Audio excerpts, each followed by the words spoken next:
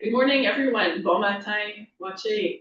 Welcome to Doing Business in Timmins, City Purchasing, hosted in partnership with the Timmins Construction Association.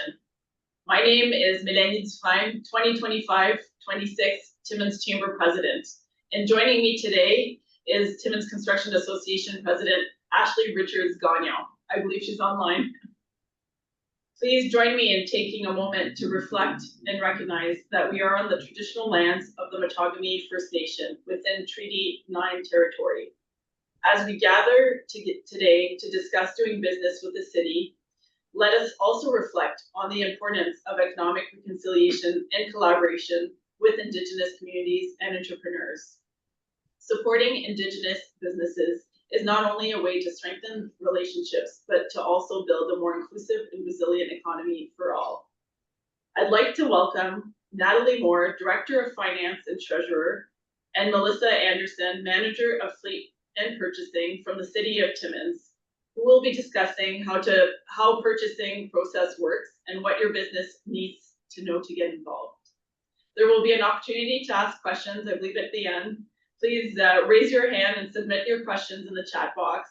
We kindly ask that you remain muted until called upon during the Q&A portion of the session. The session is being also recorded and will be available on the Chamber's YouTube channel. I'd like to now invite Natalie and Melissa to provide welcoming remarks and discuss the process. Thank you. Hey, thank you, Mel, for that introduction. And thanks for having us here today to talk about purchasing and how to do business with the City of Timmins. So are we going to share the screen yet? Okay.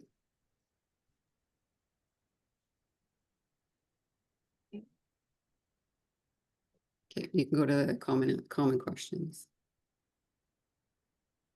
Bear with me. There we go. Perfect. Okay, so we tried to address most of the questions that we get from vendors with this presentation today, and Carmen also helped us as she provided a few questions as well that they get most often. So the city issues on average about 150 bids per year, so we can see how some of the questions come up. And those are, the first one, clarity on not buying local and why. How do businesses register to do business with the city?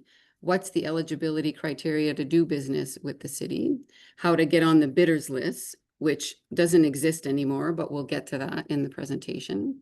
The most common goods and services purchased by the city.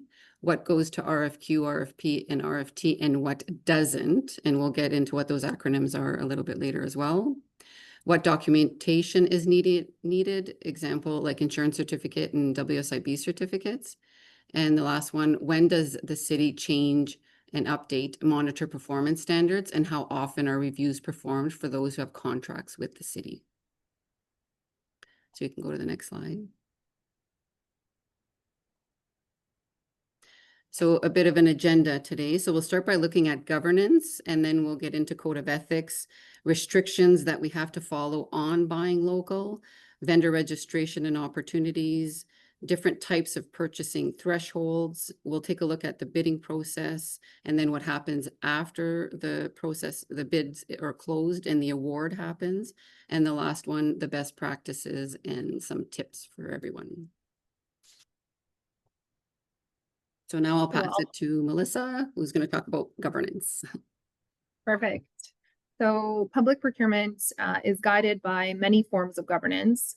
The ones listed here are just some of the most significant overarching ones. So the broader Public Sector Accountability Act, the broader Public Sector Procurement Directive, and of course, the City of Timmins Purchasing Bylaw, which extends to our boards and corporations.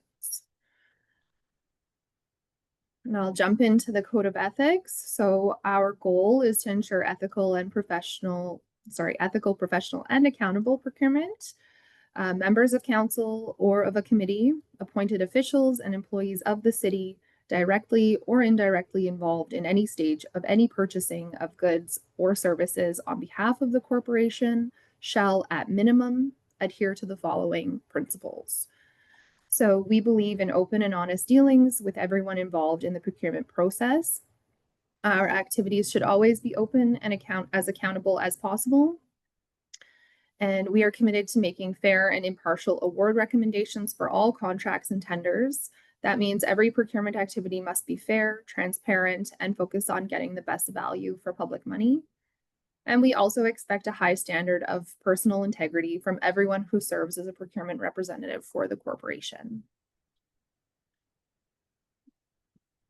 So of course, our buying local restrictions, the city must comply to the Discriminatory Business Practices Act, meaning it cannot award contracts based solely on local preferences. The purpose and intent of the Act is to prevent discrimination in Ontario on the grounds of race, creed, color, nationality, ancestry, place of origin, sex, or geographical location of persons employed in or engaging in business. So this ensures open and fair competition and prohibits preferential treatment for local suppliers in public procurement. The principles align with interprovincial and international trade agreements. And of course, awards are based on best value, so price, quality, and compliance rather than vendor location. However, location may be considered in certain instances where it's directly relevant, for example, availability of local service depots for warranty and emergency response, and travel distances that may affect cost, delivery, and timelines. While it focuses on fair competition, the law also promotes economic efficiencies by encouraging the selection of the best value for taxpayer money. I guess I'm jumping right into vendor registration and opportunities. So of course, like Natalie had mentioned, there is no longer a bidders list. All of our bids will be published on the bids and tenders portal, and all bidders must register to be able to bid. The registration allows businesses to view current bids, so RFQs, RFTs, RFPs, etc. Download any bid documents, receive addenda and clarifications automatically, and you're submitting your bid securely online through the portal. It's also important to ensure company profiles, so your contact information, your categories of service and supply are up to date and accurate to be able to receive all relevant notifications to you and your business. And of course, any new vendors who are wanting to do business with the city are encouraged to attend the Chamber's Meet the Purchaser event, which is held annually in January. There's also, I just wanted to mention, it is on the slide, but I did want to mention that everyone can refer to the vendor guide that's on our bids homepage on our website for bids and tenders. So moving into our different types of purchasing processes, this is just a high level on the screen right now of our various types of processes, which we'll review in more detail in the coming slides. So low value purchase, again, up to $9,999. It's at the department's discretion with proper controls in place within our policy.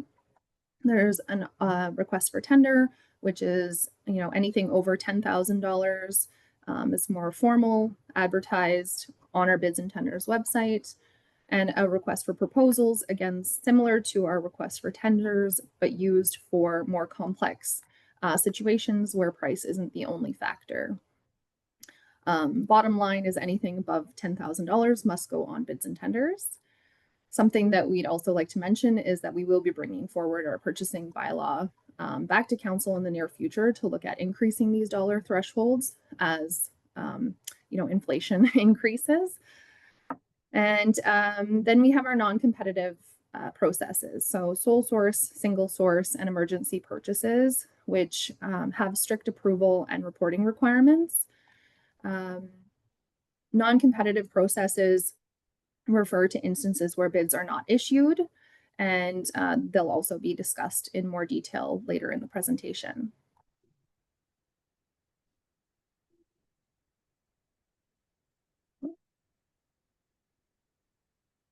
I don't know. Can everybody see this on the screen? I don't know if there's a box that says something about a video. No, it's just for you. Okay. Your video's off. My video is off again. We can hear you. That's all. That's okay. good. Sorry about that. I don't know if it'll do it again once I get back into here, but okay, so diving more into low value purchase. So the definition is the total cost does not exceed $9,999 for any purchase of goods and services. So examples of this would include stationery and supplies and maintenance parts. We still recommend to our departments that they receive 3 quotes prior to making purchases. And then moving into the request for tender. So by definition in our bylaw, the procedure that shall be used where a purchase is greater than $9,999, where there are precisely defined requirements for which a clear and single solution exists. And in a tender, the price will be the most important criteria, provided that all other requirements are met. Award in this case is based solely on price.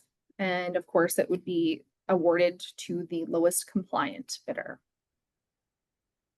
Examples of requests for tenders would be demolitions and constructions, office furniture and equipment purchases, and fleet and heavy equipment purchases. And then moving into requests for proposals. Again, $10,000 threshold. Sorry, anything above that $10,000 threshold, where a complex problem exists for which there's no clear or single solution, and where other factors in addition to price are actually considered. So examples of a request for proposal would be design projects, consultations, and possibly software. And in the case of a request for proposal, we use a evaluation criteria. Some common criteria would, for example, would be experience of the proponent on similar projects, their references, technical solutions, delivery timelines, delivery timeframes, completeness and accuracy of a proposal. Of course, proposal meets expectations, implementation methodology, and then of course, we do consider price, but it's usually not the highest weighted criteria. Just another note on evaluations. Each department that is running the project is just responsible for forming a committee in order to perform these evaluations.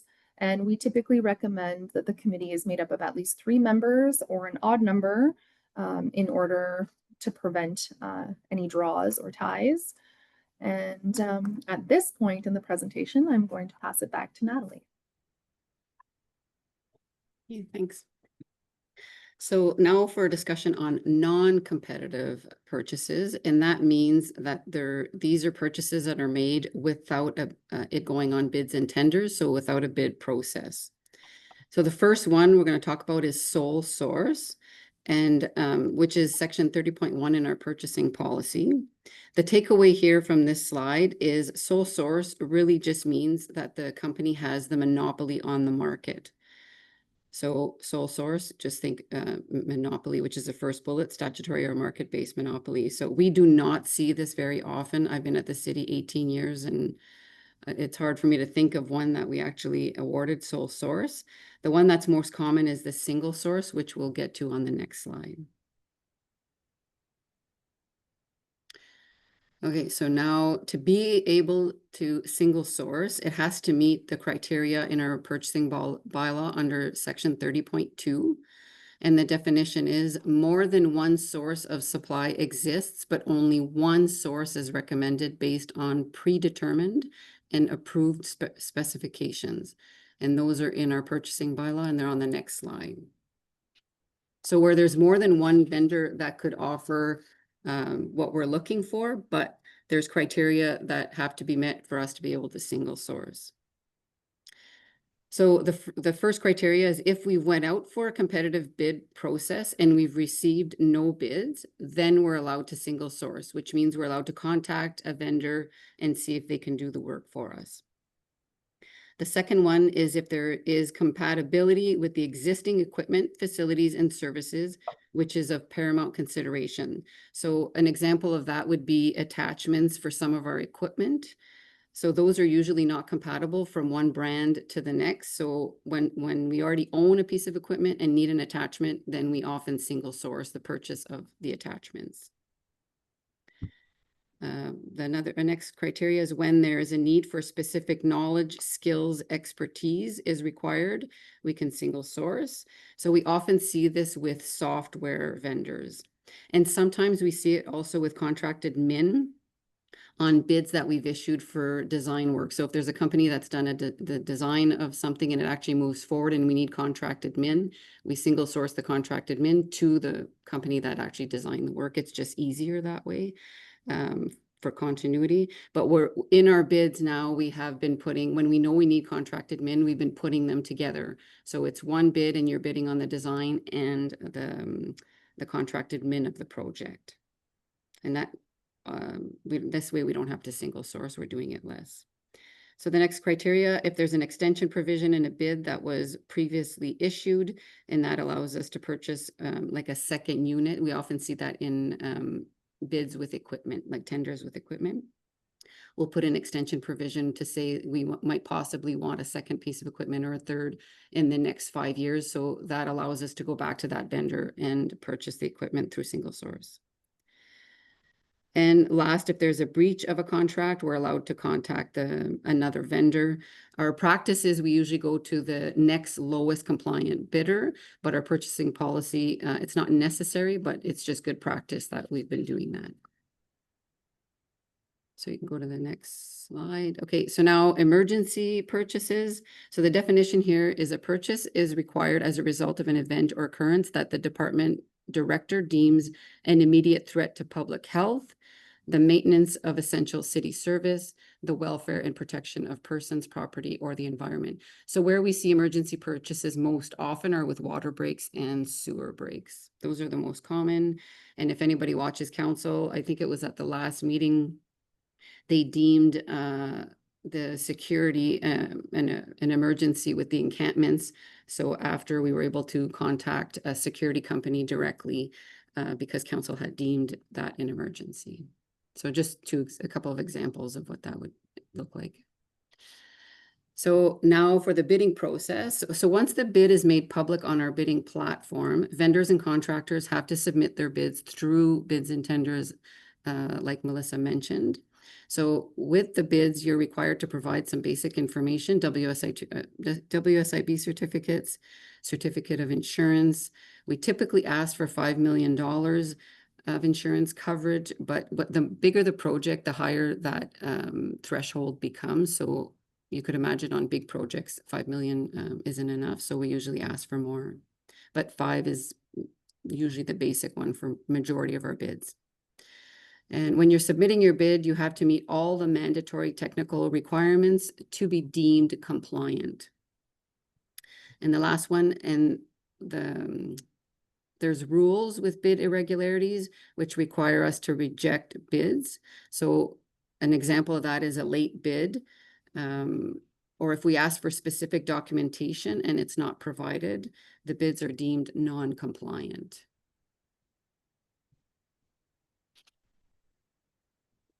So doing business after the award. So once a bid is closed and it's been awarded, the vendors have to maintain the required WSIB and insurance coverage that's stated in the bid document. The PO and the bid submitted then becomes the official contract with the vendor. And in some instances where the contract's a little bit more complex, then we may go to a more formal agreement, but usually the purchase order is the official contract with the vendor. So when it comes to performance monitoring, each department is responsible for monitoring the performance of their contract throughout the contract term. There's constant communication between staff and contractors, but if things aren't going great, it does escalate, usually in the form of a verbal warning, then written warnings, and then finally a formal termination notice. Again, I've been at the city a long time. This does not happen very often, but it has happened. So I think our staff do a good job in trying to keep the communication open, and if there are any issues before they escalate, to try and resolve them. But it has happened in some rare occurrences that we had to terminate contracts. And finally, when everything's done, vendor invoices us and we pay it. Something to note, it has happened where vendors owe us money. So we did reduce our payment to the vendor in the amount that they owe us. So again, does not happen very often, but it is noted. It's a clause in our bid document, and it's a clause in our purchasing policy to allow us to do that. And finally, best practices. I really can't stress these enough. So first one, make sure you read the bids and all of the documents carefully to make sure that you're compliant and that you don't get rejected for incomplete or missing information. I think it gets very frustrating for vendors, but there's really nothing we can do. So just make sure you read through things very carefully and submit a fully compliant bid. The next one, get prepared early and submit early. Nobody can see your bids when you submit early, and definitely can't see the details of your bid. So there's no harm in submitting early. And I say that because we sometimes get phone calls, let's say 5 minutes before a bid is about to close, and the bid's not uploading properly or anything. There's nothing we can do at that point. So you have to make sure that your bid is submitted on time. That's a really big one. I can't stress that one enough. Stay up to date with your information. So make sure you have your WSIB and insurance before the work starts, but throughout the entire contract. And we are prohibited from accepting gifts, so avoid lobbying staff or council and offering gifts. That's in our purchasing policy. The next two, again, are important. So when you have questions related to a bid, you have to provide them through the portal of bids and tenders platform. So we issue our addendums with the questions that have been submitted through that portal. So it's really important to ask them there, because this way too, everybody's getting the same consistent answer. Where I'm going way back, where people would call staff and then maybe the staff would give you an answer, but it might not be what I'm not going to say the right answer, but the consistent answer. So there's a blackout period when a tender is out on the street and you're not to contact staff and they're not to take your phone call. So if they're not calling you back, maybe that's why. So if you do have a question, send it through the portal of the bid that you're bidding on or looking to bid on. So I think that's it for us. We could take questions at this time.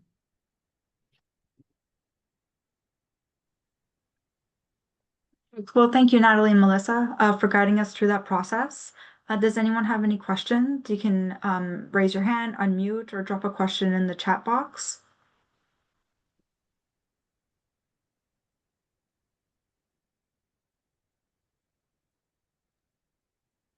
I don't see any hands Ashley, up. maybe I can ask a question. Yeah, go ahead. Thank you, Melissa. Thank you, Natalie. Just wondering if you could share what upcoming projects or procurement opportunities members should be aware of in the next 12 to 24 months. And I know you mentioned how the city plans or communicate some of these projects, but maybe if you're able to share upcoming projects that might be available. That's tough because we're going through our budget process right now, and before council approves any of them, I wouldn't want to put them out there and then let's say they would get cut through during the budget process. So if you are curious as to which ones are being brought forward to council, then follow the budget process. And you can always attend our budget meetings to really get involved. But I think that would be the best way. And then at the end, we usually have a summary.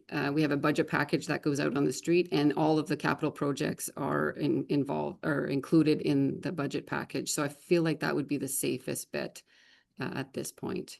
Because again, they have to be projects approved by council before we actually start talking about them.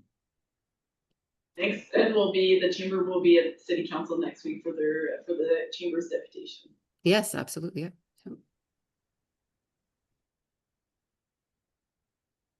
I also have a question. So we understand the city can award contracts based solely on local preference under the Discriminatory Business Practices Act.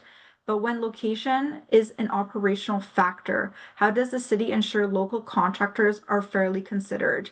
And could measures like breaking larger contracts into smaller ones help level the field for Timmins-based firms?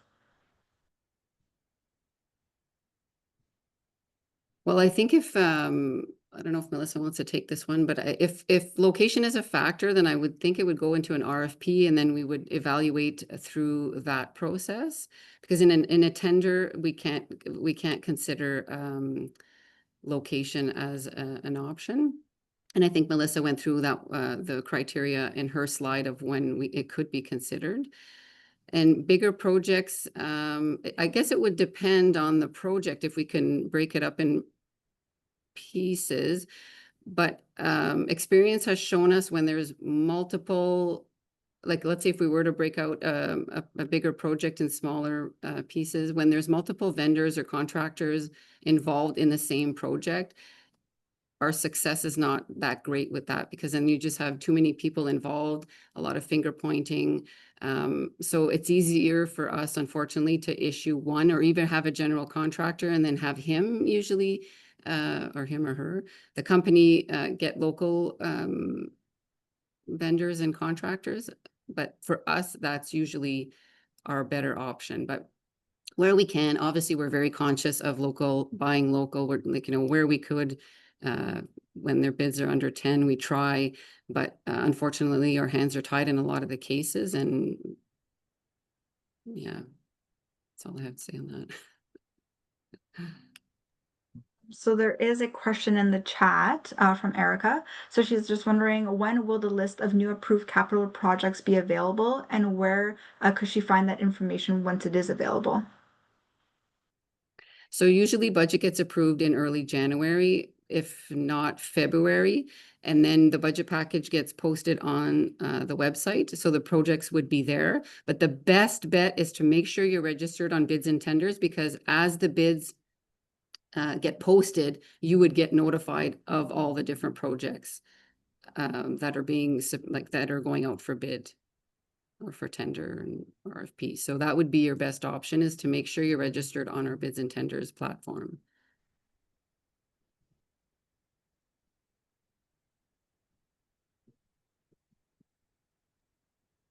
Excellent. Is there any other questions? Hi there. Yeah, go Jay ahead. from Detail Media and Communications. We're a marketing agency here in Timmins. Been around for about 12 years now, supporting healthcare, tourism, mining, projects all around the north. The reality is, in terms of being a marketing agency, is when we submit a bid through bids and tenders, we're up against 30, 50 agencies from across the country, sometimes across North America, for city-led projects. Even when we're submitting strong proposals, it's nearly impossible to stand out as more of a boutique marketing agency from Timmins. Has there been any consideration at all, or do you see any potential change in even offering like a small local weighting score or something that could help highlight businesses that do very similar work to other agencies from down south, which we've lost many proposals to over even just within the last 365 days? Is there anything like that you see changing in the near future? Unless the Discriminatory Business Act changes, no, I don't see that changing. We're bound by that. Yeah. Yeah, Okay. Unfortunately. Okay, thank you.